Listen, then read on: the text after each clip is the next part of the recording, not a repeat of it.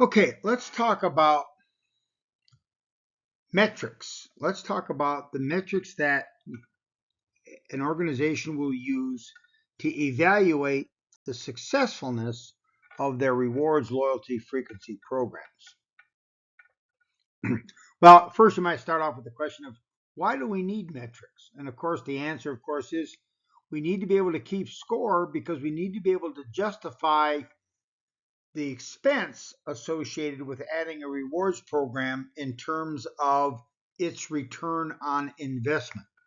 Rewards programs cost money to develop and run over time. We really need to be able to determine if it's worth the investment. If the program is been designed correctly and is actually reaching its goals, and to identify areas of improvement over time, going from good to better to best. Some of the typical metrics that are used are things like enrollment rates, percentage of our customers that enroll in the program. And so if you think about someone like the very recent program at Great Clips, what percentage of the customers who get their hair cut at Great Clips are willing to enroll in the program? Enrollment is easy, but still, we need to identify the percentage of customers that are able to enroll in that are willing to enroll in that program. They still have to fill out the details and they have to actually submit the information. You'll notice that, I was recently at a Big Lots and it took me about shopping at Big Lots for about 2 years before I finally acquiesced and joined their rewards program. And although I've never actually gotten any rewards from them, it was the idea of, is it really worth it for me to enroll? And I thought the answer was no. And perhaps I was right because once again, I've never actually gotten any rewards from them. And then the participation rate in metrics. And these could be a number of things, right? The percentage of sales that are trapped by the program, the percent of enrolled customer sales are obviously recorded. The loyalty members that begin to actively participate in the campaigns is part of the participation rate. And by looking at the engagement rate metric, it becomes clearer how many people are participating in the loyalty program. So it's the participation rate. It's not just whether or not I signed up, it's whether or not I am using the program over time. In direct marketing, we always have a favorite saying, and that is which purchase is the most important.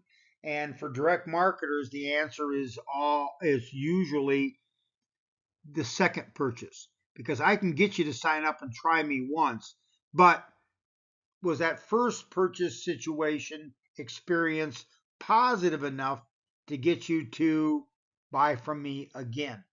And that's also part of the rewards program in terms of participation rate.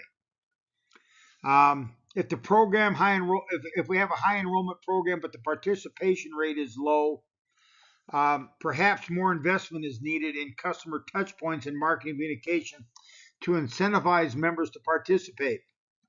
Brands need to look at whether the rewards are too difficult to earn, whether the scheme is lacking personalization. Is the customer loyalty program marketed effectively? Are the program members being reminded about their points? And all of these factors can hurt this, but the real trick is for there to be some sort of relatively fast reward that participants get so that they get the idea of the value of participating. Because once again, it is a trade-off between the effort to participate and the rewards associated with participation. Repeat purchase rate.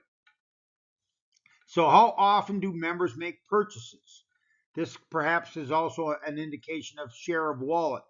Some loyalty program members may participate only once.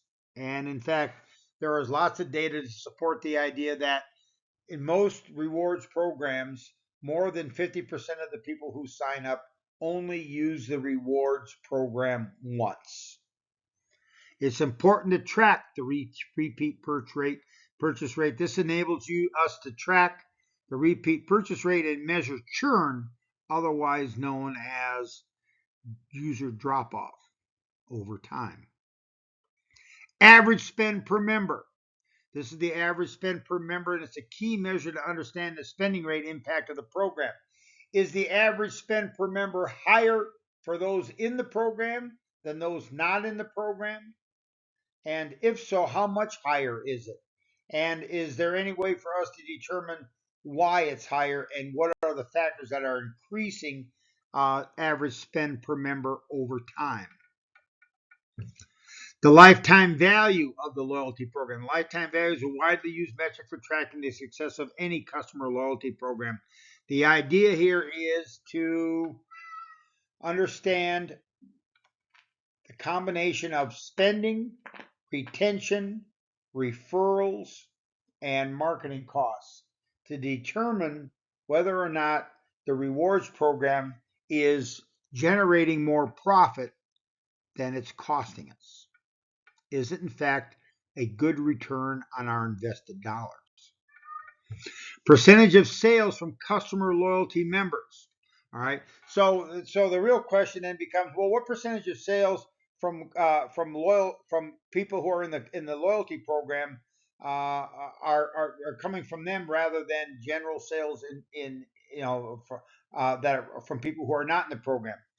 There's a prediction by McDonald's that by the year 2027, more than 75% of their purchases will be made by people who are in the program, in their loyalty program. That's a significant number of people.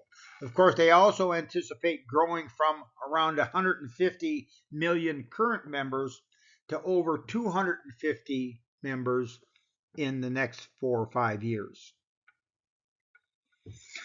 Customer retention rate. The ultimate aim of any loyalty program is increased customer retention. That's the concept of what? A rewards program, a loyalty program, or a frequency program. Get people to consistently buy from us over time. This metric is an extremely important metric, and you've seen when we've made lifetime value calculations how valuable this is and how critical this is in terms of raising profitability. So every loyalty program has to be measuring the customer retention rate and trying to identify the best ways to increase the customer retention rate over time. And then, of course, we have incremental margin from customers or return on investment. This, of course, is an overall measure, right? But it's also worth tracking. The profitability of a customer loyalty program is always needs to be evaluated. Customer loyalty programs take time, they take money, they take effort from frontline employees, they take hardware, they take software, and at the end of the day, we need to have a clear way to evaluate the increase in profits based on the rewards program.